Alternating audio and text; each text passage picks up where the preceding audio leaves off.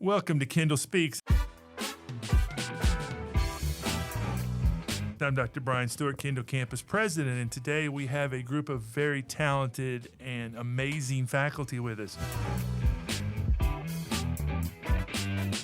First, we have Dr. Kimberly Coffman, Professor of Social Sciences. Welcome. Thank you, and thank you for having us here. Also with us is Dr. John Frazier, Senior Associate Professor of Arts and Philosophy. Welcome, and thank you very much for having us all. And then one of our returning folks that's been here quite a few times and for a number of capacities is Dr. Stephen Johnson, Professor of World Languages. Thank you for being back. Good afternoon. It's great to be here. It's great to have you guys here. We're going to talk a lot about academics today, but you guys do more than just what's in the classroom. And so I want to make sure we bring a lot of those kind of discussions into play. But let's start with you, Dr. Frazier. Talk about your journey. How did you get to Miami-Dade College? And give us a little, I know it could go wide, but tell us some of the highlights of how you became a Kendall Campus Professor.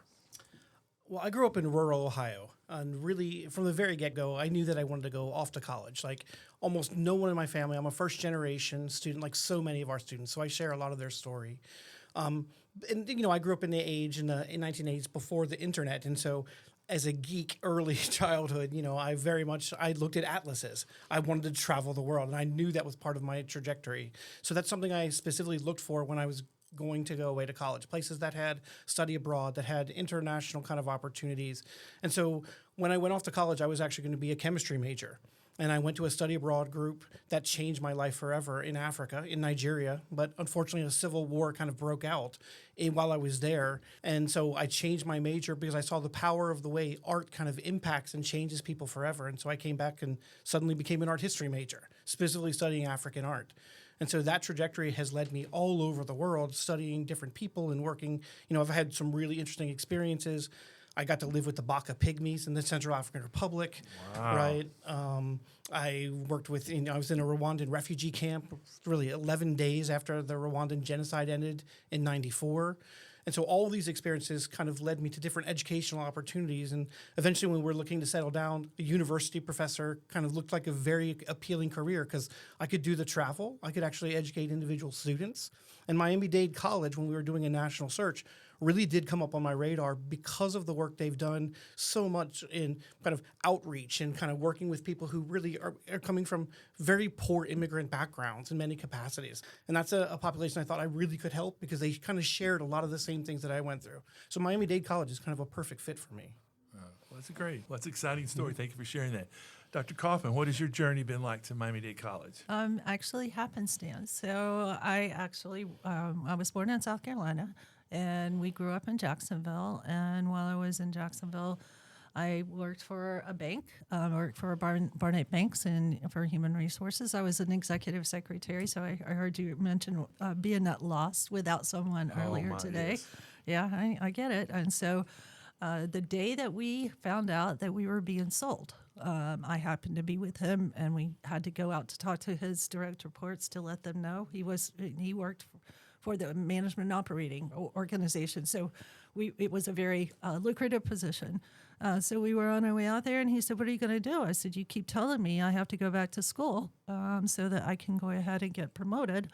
At the time, I had an AA from Brevard College in North Carolina, but I didn't have another degree, and that was in 1999. And so I quit, and he was all for that. I quit. I went to the University of North Florida.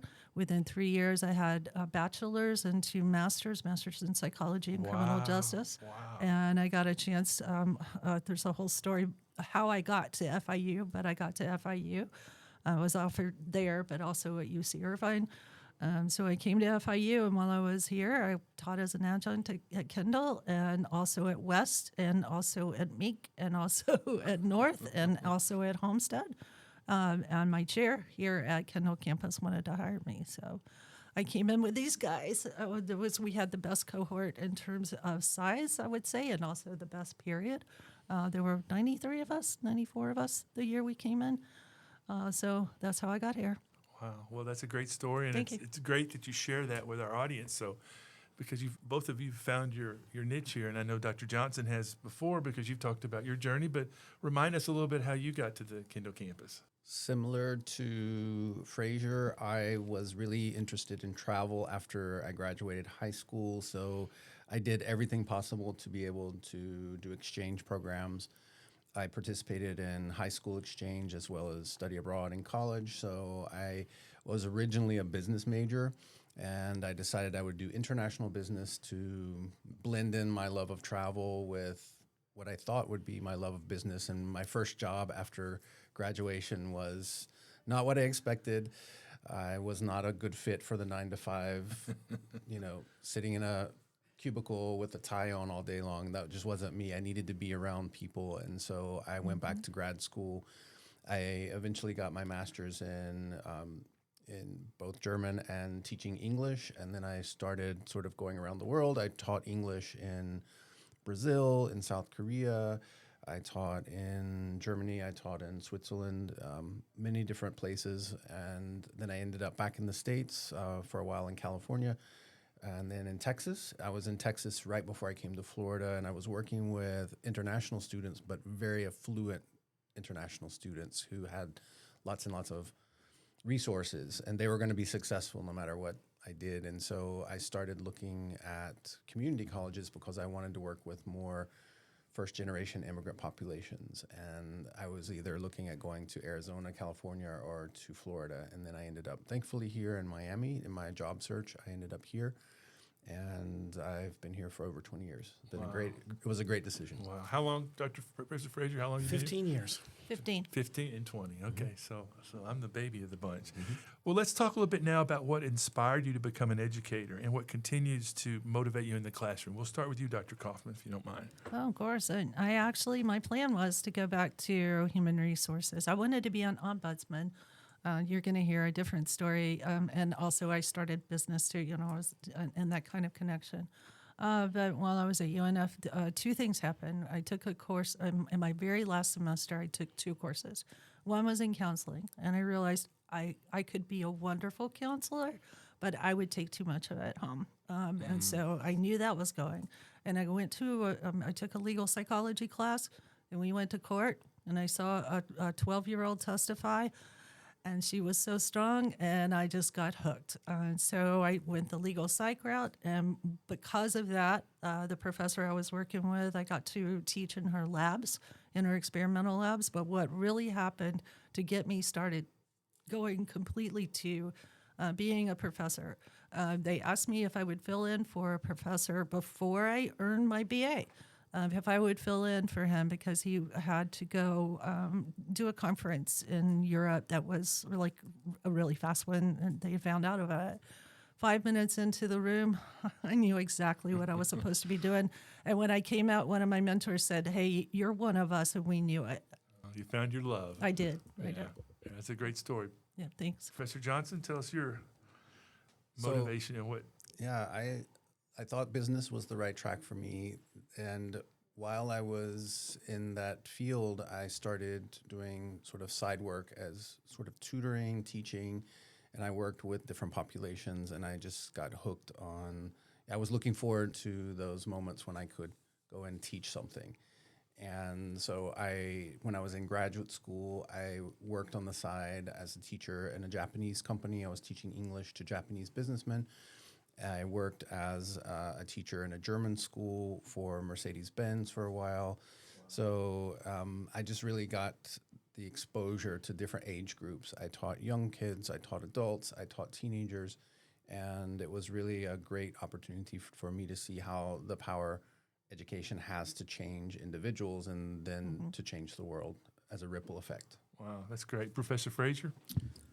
I think my journey started because I've always been a big thinker. Right, I like the idea of engaging with the world's greatest minds and ideas, Aristotle, Plato, even when I was in rural Ohio.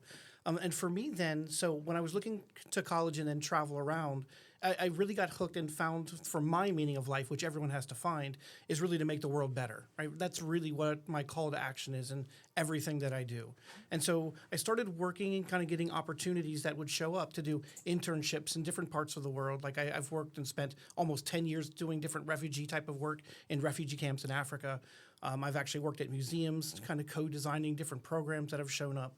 But it really kind of the collegiate atmosphere is almost a perfect fit for me because I get the idea of, not just me every day getting to work with, the ideas of Picasso and Da Vinci and Michelangelo and African artists, but I get to introduce a whole new world to students who probably have never thought, not just about art, but about life that way. That, art deals, for my advantage, is probably the most complicated subject in the world. I apologize for both of you.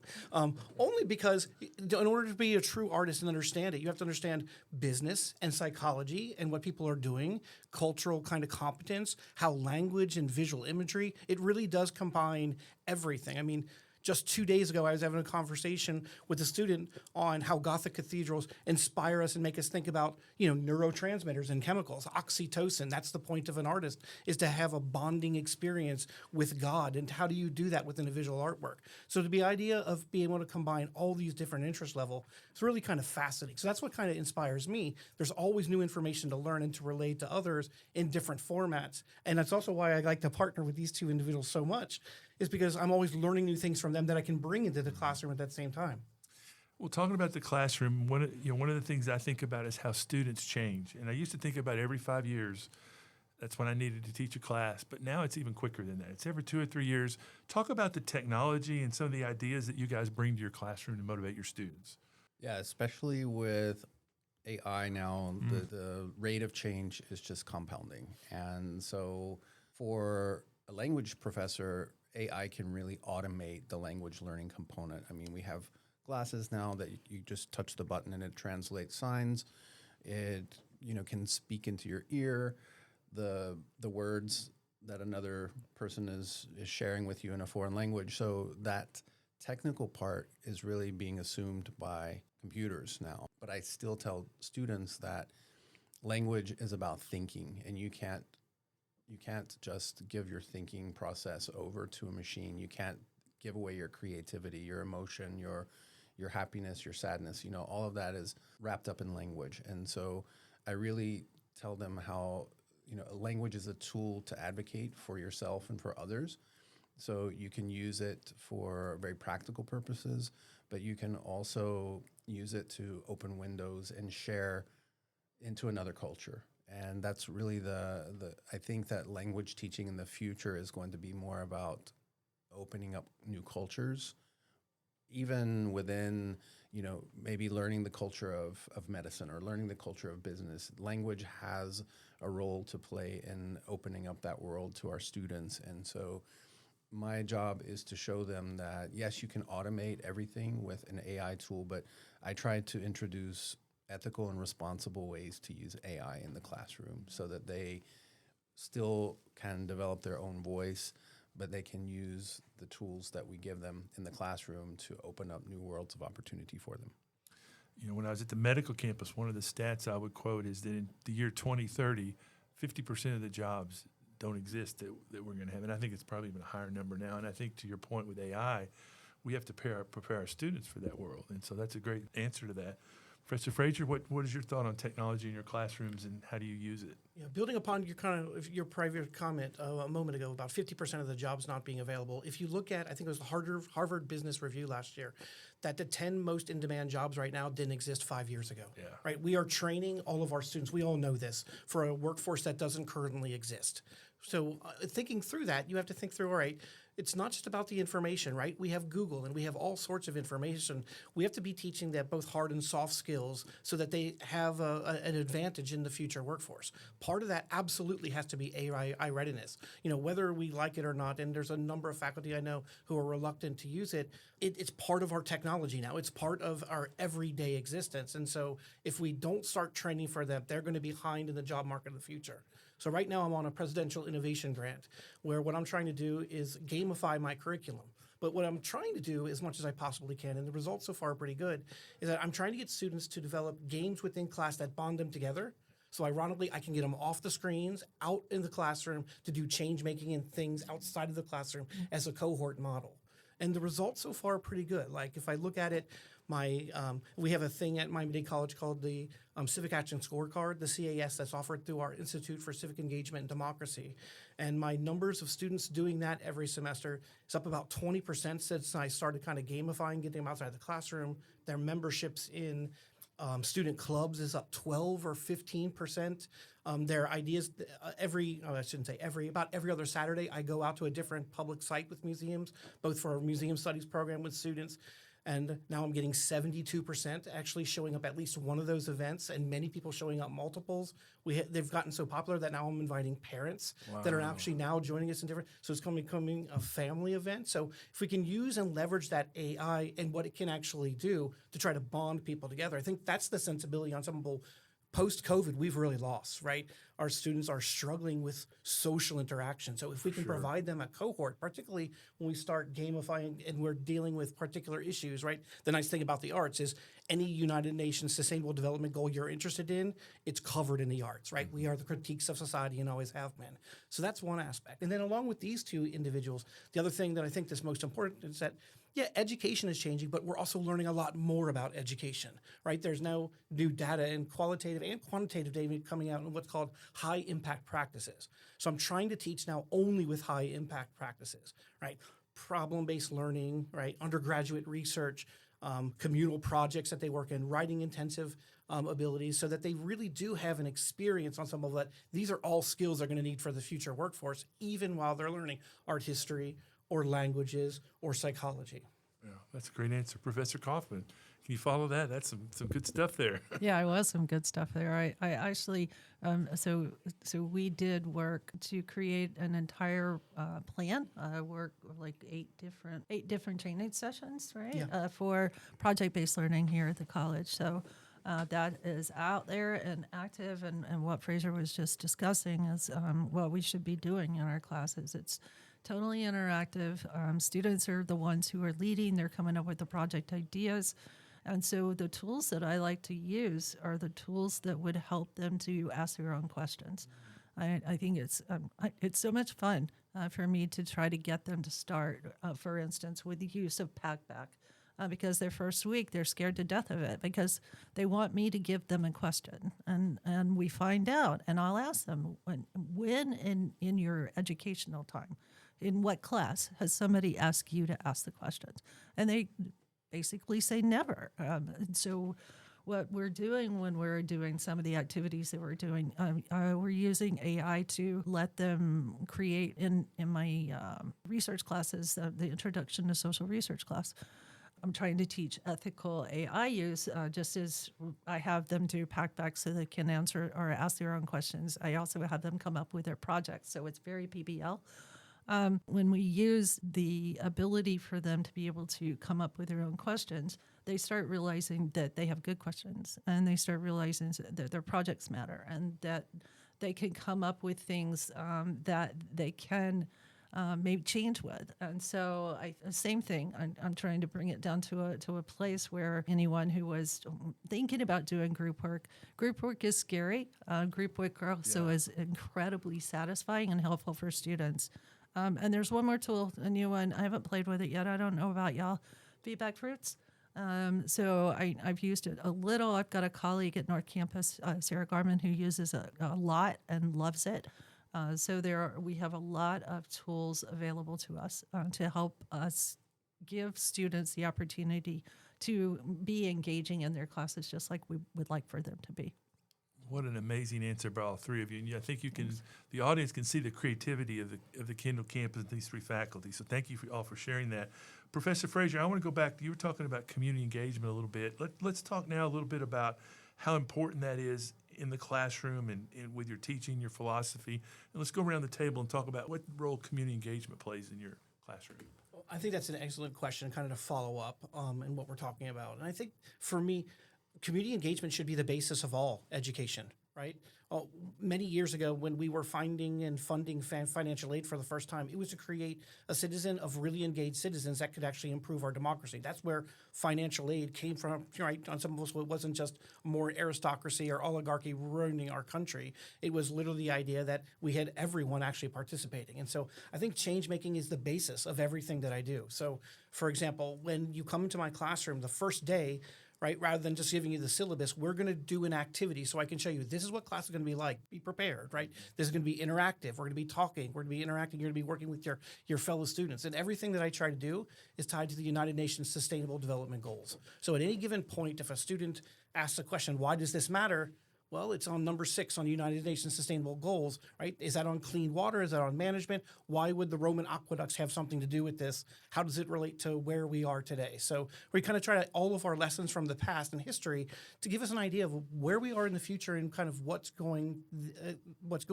So every student in most of my classes will plan a change-making event or plan a change-making action that they have to do. All of them have to be public, because the one thing I do not want is I never want a paper to come into me that just me and the student sees, right? In the art history course, I wanted to have some civic action, something that they're doing. Are they going to publicly display that artwork? Are they going to try to get it published? If they're doing an event, who else are we inviting? How do we expand the audience? Because that's really what I believe education is. It's the idea of helping students create opportunities that the world themselves, their families can be better based upon the content that we're learning. Roman aqueducts, 30 miles away from Rome. Right here, we have our aqueduct basically, if you look at the Florida Everglades, they're exactly 30 miles away from here. What can we learn from that connection? Yeah. So we do that in everything that we're working on. Wow, that's a great answer. Professor Coffman, talk about your role with community engagement. Everything that I do is planned so that people can apply what we're looking at, what we're thinking about to their lives, to the civic world, to voting, to thinking about laws that are already in place. So I try to get them to really consider how would this apply to something? How would this apply here? How would this apply here? So I'm not going to say too much more because I think that Frazier just named it. But I think that we are trying to create change makers here, and we're trying to be change makers here. And I think we all are. And so we're just building their capacity and building their agency and their understanding. They have voice and they have meaning and what they think matters. And so how can they apply what they've learned here out there? That's great. Dr. Johnson, you have a particular unique view as our Phi Theta Kappa advisor, but as well as in the classroom. So maybe you could talk a little bit about how you go between both of those groups. Right. Well, I completely agree about the importance of change making, and I've learned from both of my colleagues here at the table. I mean, we share ideas always, and I've really learned a lot from them on how to engage students. And so part of the PTK, the Phi Theta Kappa honors, one of the pillars is service. And one of the things that I want to always remember is service is not just for an honors student, it's for every student at our campus. Totally agree. And I work with the students who have just arrived in Miami, and many of our students come from places where their voices have been stifled, they've been repressed. They're coming from places where the government doesn't want them to speak up, they don't want them to self-advocate. And so I teach them that, again, back to learning language, learning English.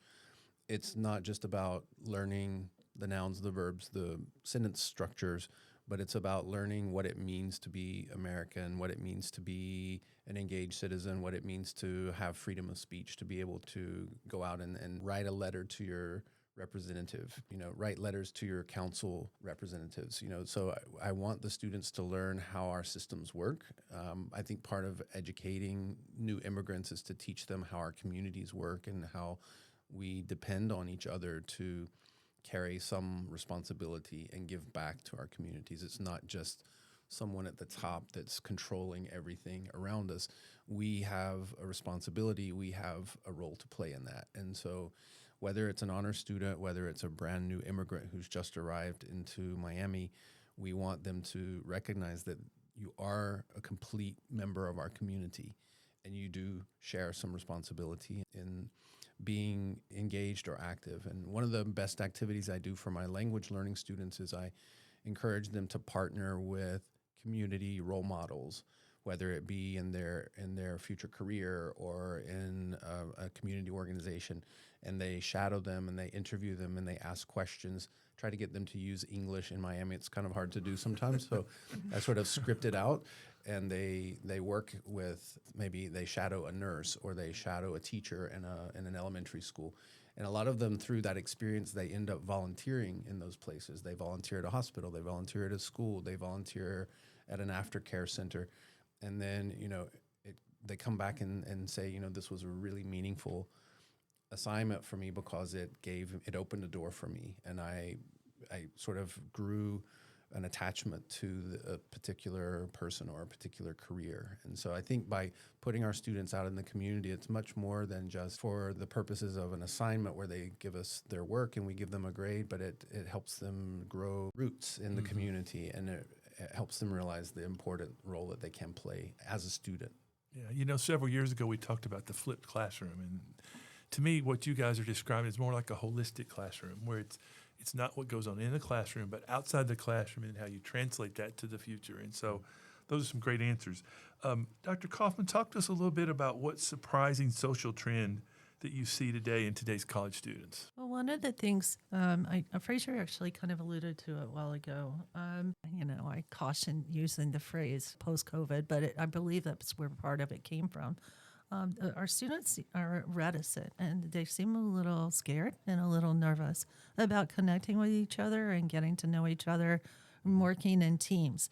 And yet, I can tell you that we can create situations in which they become more comfortable doing that. So one of the things, right now I'm teaching 3 research methods classes, and they're the Introduction to Social Research, and I've mentioned it a couple of times. It's a brand new course at the college. It took us 10 years to get that course in. Wow. At the community college level, it took a lot of work. Pretty proud of that. We've got our first 2 honor sections this semester and last semester that we've taught here at Kendall, or that I did, I will say. And then we have people who are teaching it at Wilson and West too. And what we're finding is that one of the things that helps them to connect to each other is to get them to pick their own projects and come up with their own ideas. So they realize that they have interests that are shared. But another opportunity that I've started taking is just meeting with them, saying, hey, I'm right here. I want to meet with you twice. Y'all tell me what you need. We'll talk about it. We'll brainstorm together. And over the 45 minutes that I meet with them, they'll come up with, we'll start talking to each other, and they'll start communicating and relaxing with each other, and they'll tell me what they need. And it may be completely different than the team, but that's fine. It gave us a place of community. And I think that what we can do to help them with this nervousness that they have is to find people, like we have people. One of the things Frazier says a lot is that we're great humans, and we all 4, I think, are great humans in this room. And I think that it gives them a chance to know that as well, too. So. Well, that's a great lead into my next question. What's something, and we'll go whoever wants to hit this one first, what's something about your students that might be surprising that you've learned? I can speak about the EAP students, for example. They often come here with very high-level certifications in other fields, and they really just need the English to open up access to whatever they were doing in their home country. Right. I've had students who've already completed medical school back home, and they come here and they start from zero, and they're working their way through the ranks again. So that's something that surprised me about Miami when I first came here, and even today it still, it continues to surprise me. Also, I think that our students they learn to be very resourceful. Yeah. I think that necessity is truly the spark of invention, and so I see a lot of my students they have this entrepreneurial spirit. And they're a full-time student, but they're also they have a side business that they're running on Instagram, and I always encourage them to share what they're doing outside of the class to inspire each other, but also just to help support each other. We've got a student in one of my classes now, and she runs a cake decorating business on the side, and so I'm like, okay, everybody order your next birthday cake from from the student, or just to show them that there's power in sharing your skills with Your each side other. hustle. What are you doing? Networking is super important, and share your story. Don't be afraid to tell people what you're doing, because you never know who your next customer is going to be. That's right. So. That's right. What surprised you? Well, kind of building upon that as well, I think one of the interesting things is in the age of social media, many of them are afraid to speak up because they're afraid to be shot down, right? There's a real fear that people are, well, I can't talk about that. And I'm like, well, this is an academic classroom. Of course you can talk about that. It doesn't matter what, side of the aisle, if we want to talk kind of political framework, right? This is an open dialogue conversation. We are going to treat everyone with respect. We're going to evaluate the idea. What do we think about the idea as it shows up? And I think that we are so afraid to have this. And I said, if you look at our generation, to be blunt, we've kind of messed up, right? We've left a mess of the world for this generation. I said, you have to fix it. And the only way you can fix it is through collaborative dialogue. So as much as we can with those team meetings, we have to teach collaborative dialogue. Otherwise, we're going to be in the same mess for your kids, right? So that has to be part of our educational program, whether that's with our, within PTK or within our, I do Model United Nations, right? Whether it's in that capacity, but we need that available to everyone to be able to have an open, honest dialogue, particularly when we're talking about, right, what is the best form of government? Right? Is it democracy? Is it Republican? I mean, even our founding fathers, many of them didn't really think democracy was the way to go. They spoke very negatively about it because 51% could rule everyone else. And so they put in checks and balances. Those are real conversations we need to have today for the modern day world. Constitution was supposed to be updated every 20 years. We haven't had a constitutional convention in over 100 years now. That's a real problem. It's not kept up with technology. So how do we have those conversations with our students? Yeah, that's great. Anything you've noticed, Professor? Well, I was just thinking, I was remembering as I was talking about the time that it took for us to get the course in. And I was remembering that part of, and sadly, y'all are going to go, oh, really? Part of the reason why it took so long was we had to pretty much convince our own full discipline, but also other people, that our students were ready for a research methods course, that they were ready at their first and second years to be able to do this and to be able to be strong at it. And they are stellar at it. I can't tell you the difference between my honors and non-honors classes in research methods. And I think that is one of the things that makes me incredibly proud of them. That's great. Yeah. All right, Frazier, you're going to start with this question. Okay. This is right up your alley. If you could live in any historical era for a week, what would it be and why? Without question, it's 15th century Florence. In the Renaissance. At one point, you had Michelangelo and Da Vinci basically residing in the same building, right? The Medici Palace. Imagine being able to walk from, knocking, and there is Da Vinci and being able to talk to him about the world.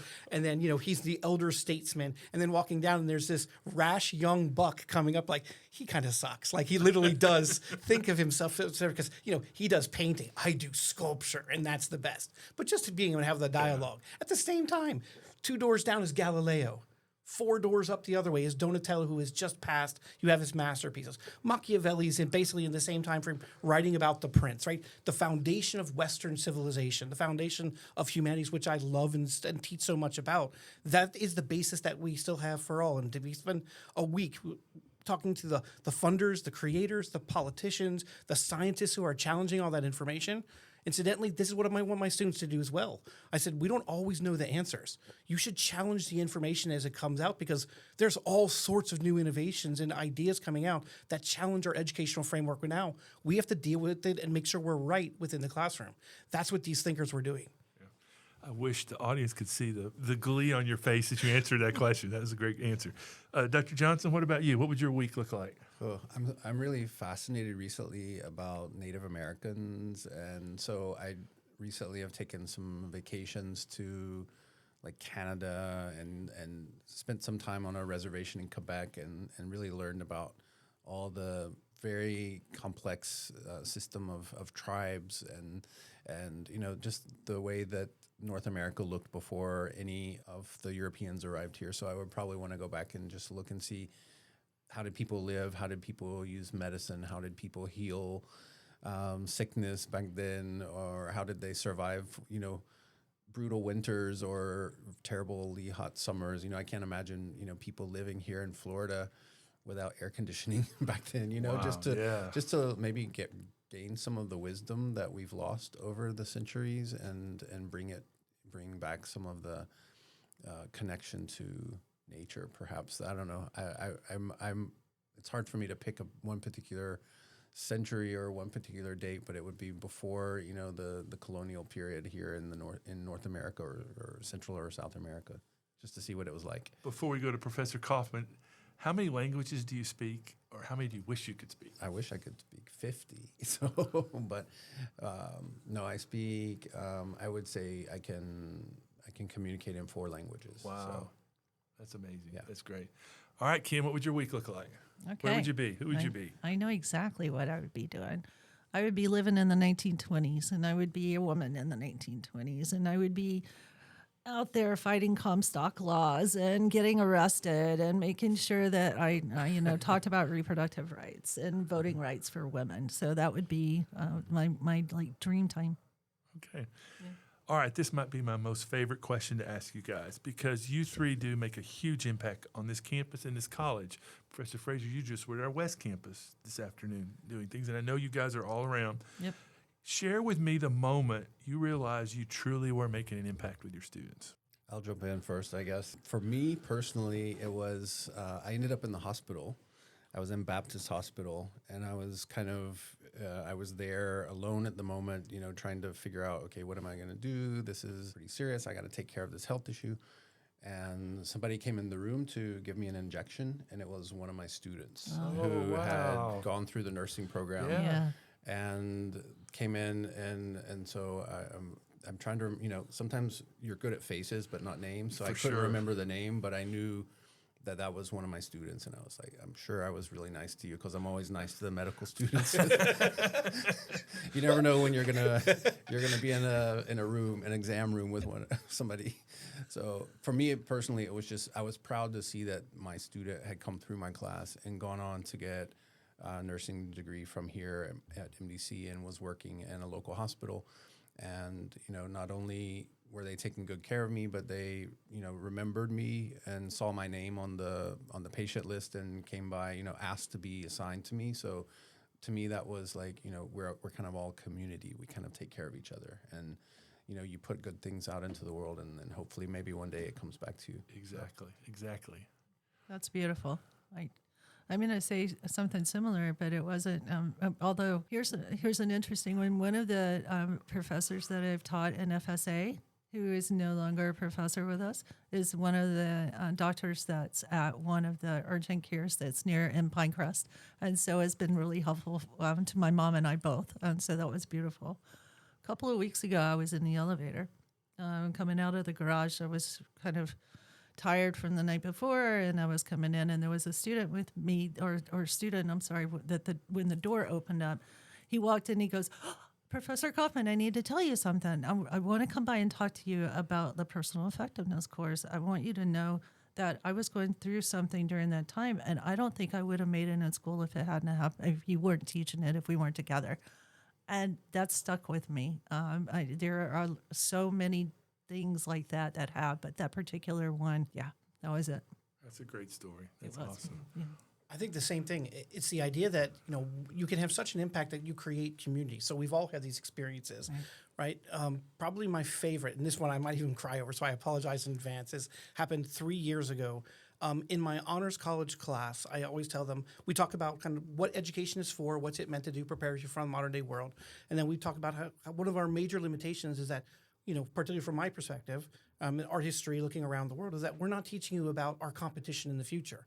My students have never had a class. They know nothing about China. And if China is the rising superpower, which we all know it is, and potentially might overtake America even during their lives in terms of economic power, military power with the Belt and Road Initiative, they need to know that. So we want to kind of build this sense of community. And so they created a box that goes out, and every semester they do this, that goes out into Miami-Dade College or Miami-Dade County Public Schools to try to educate the next generation what they weren't educated. And so we've got a number of these boxes floating around. Well, one day, 3 years ago, this honors class, they went out to do it for the first time, kind of pilot model, and there was a girl that was sick. And the girl actually had been quite sick for a while and was in the hospital. So they took it upon themselves, these 4 kids, right, 20-year-olds, they went to the hospital with some of the students the following weekend, and they gave the same program to those kids. I was like, wow. that's amazing. Yeah. Like, at that point, it's not about the box. It's about creating good humans, right? Yeah. And, kudos to their parents, and I'm glad and thrilled that I had a small part of that. But what a powerful experience, not just for that child, but what, giving back to your community. Yeah, exactly. That's great. Those are great. All 3 stories are great. All right, 2 questions. We'll go around the table quickly here.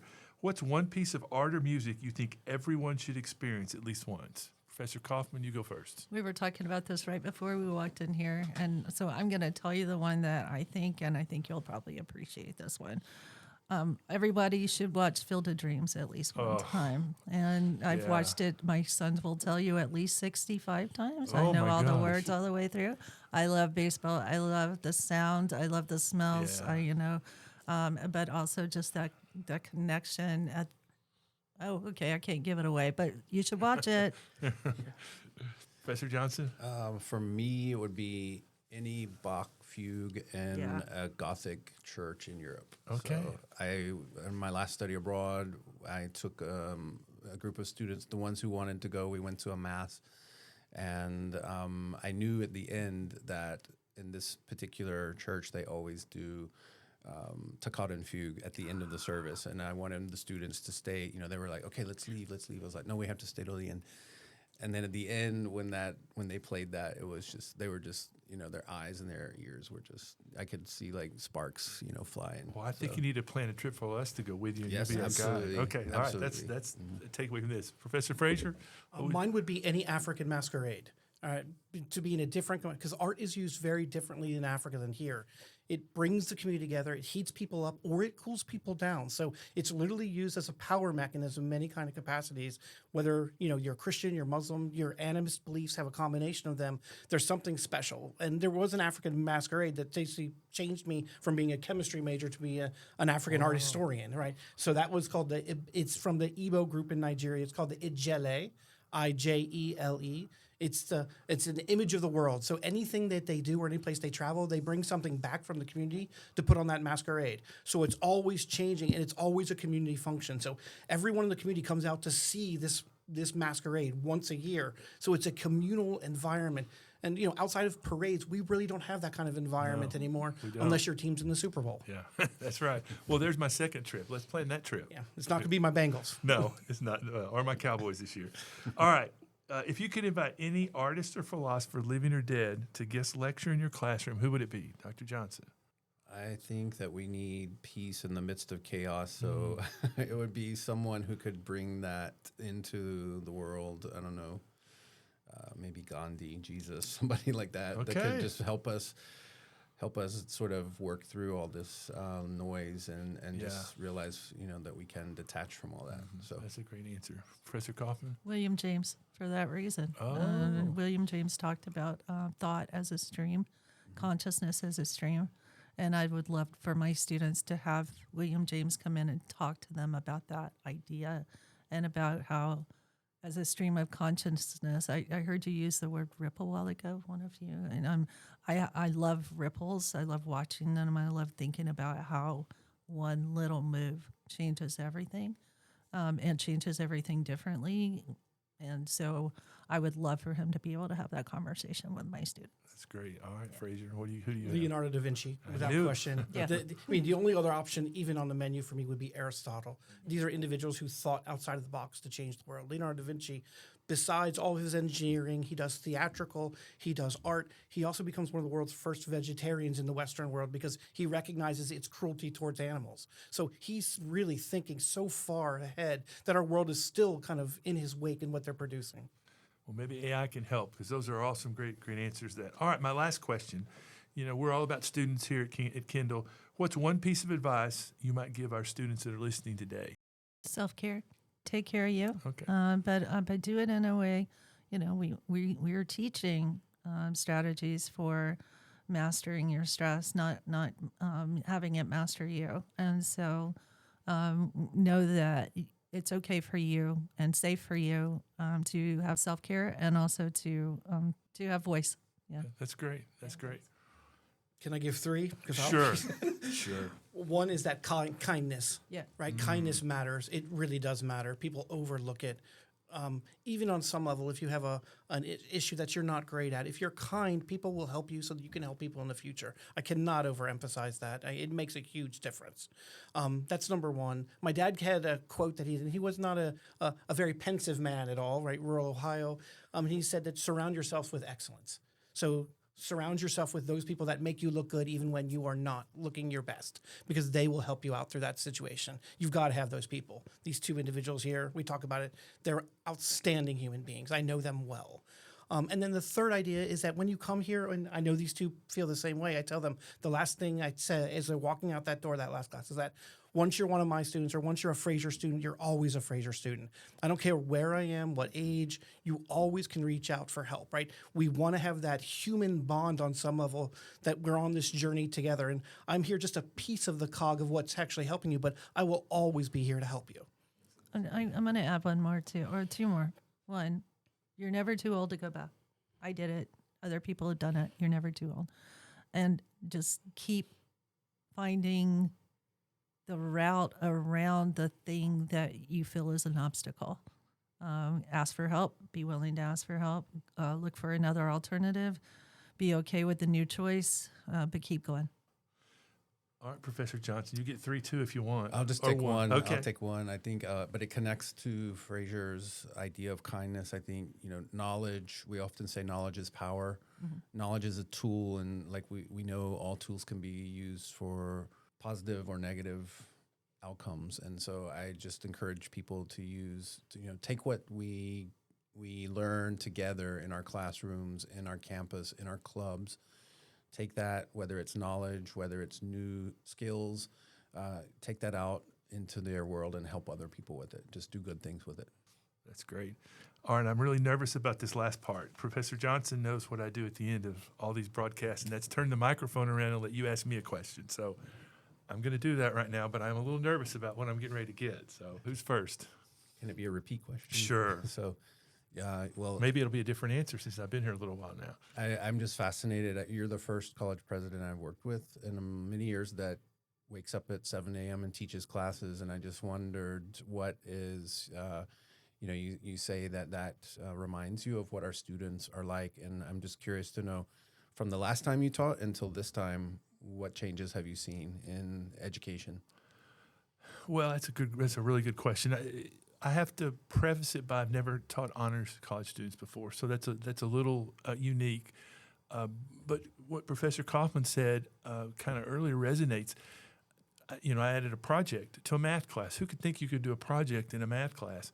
Holy cow, have I got some amazing projects. Yeah. And I think that's one of the biggest changes I've seen in these students and other students. I actually worked with some of our athletes last semester in statistics, college algebra, and intermediate algebra.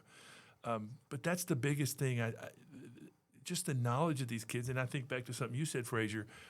If you think about a college student today, think about what we had to learn. We're all about the same age. Think about how much history and everything's changed from the day we were in the classroom, how much these kids have to know coming out of high school. To me, that blows me away. Now, they have tools we didn't have this tool, this iPhone. But that's one of the biggest things that I've seen is how amazing our students can be if you give them an opportunity to perform. What's one thing that, I love that one question that you haven't asked yet. So what's one thing that your students and the rest of us would be really surprised to know about you? Something cool and unique, or not? Well, I never saw myself in this role. I saw myself. My very first job was in a camp coaching kids there were disadvantaged kids, and when I went to college, I played college basketball, Frazier, and I've talked about this, and I had to sign my scholarship, and I wanted to put down coach. I wanted to be a coach. My dad is a university president, or was a university president, and he said, you can't be a coach. In those days, your parents are different. I never told my kid you couldn't do something, but my dad said, you cannot be a coach. No offense to coaching. I've coached over probably 2,000 games. That's another story. So the only thing I was good at was math. I thought I was good, so I wrote down math. And little did I know, when I was in my first class, I fell in love with the classroom. I was teaching what we called cowboy calculus in the day. And in Texas, it was a very rural school full of cowboys. And when you said you were in the cowboy calculus class, you were in the lowest class in the school. It was not a compliment. So I was in a classroom of 168 students, and I was the TA. I was keeping roll and grading homework and making good money. And one day the teacher walks in and says, hey, I want you to teach class one day. I'm like, oh, sure, I'll teach one day. Well, one day came, I got up in front of that classroom, and I don't know if you remember the the overhead projector that had the roller.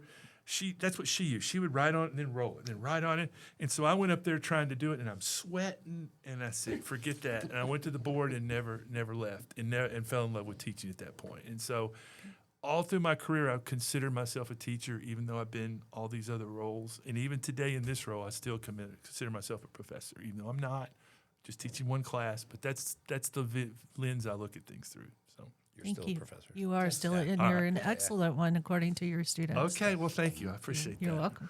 All right, Frazier, hit me. My question is on how to create community, right? One of the challenges that a community college faces is that we have so many students that come in and then leave right away, right? And we have all these great programs that we want to. So, the question: money not the option, right? No problems, no limits. What could you do, or what could we do that you've seen happen that we can create really a community, almost like a 4-year environment on a 2-year campus? I've never seen it done anywhere, but I'm wondering, do you have thoughts on that? How would you do that? Well, first of all, when I walk the campus, I hear people talk about, oh, there's nobody in this building, there's nobody in that building. But I walked in Building 3 in the Science Building, and I counted 53 people there at 2 o'clock in the afternoon. You walk by Starbucks and Shark Tank, you see people all the time. You walk into to Building 8 where our cafeteria is, and you see people. The first thing I do is build dorms, not just for athletes, but for our students, because I really think people want to come to this campus. They want to come to Miami-Dade, but they really want to come to Kendall. I've been so impressed when I'm in the community with people that come up to me and say, hey, I went to South Campus, or I went to the Kendall campus. And when they say South, that tells you something. That tells you that, hey, they were here long ago and they're still here. And so I think we have a better repertoire of students and connections out there than we use. And I think dorms would be the first thing to help with that. And then there are things that come along with that, more food service and all that. I really see our students stay on campus, and I don't think a lot of our campuses can say that. And so I think we're well on our way to doing what your question is. We just need to surround ourselves with some infrastructure to keep our students here. Well, And more burgers. And more well, And more burgers. we can do that. We can always grill hamburgers out. I'm always ready to get behind a grill. So, well, I want to thank the three of you for being here today. This has been an amazing conversation. This isn't the last time that you're going to be on Kendall Speaks.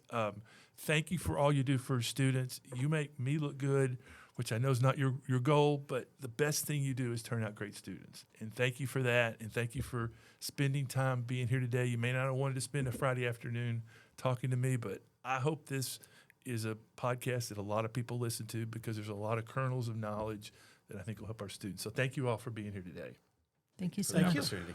I want to thank Christine Sines, our head writer, Paul Klein, our executive producer, and Alex Bellows, our producer. Thank you for listening today, and goodbye for now.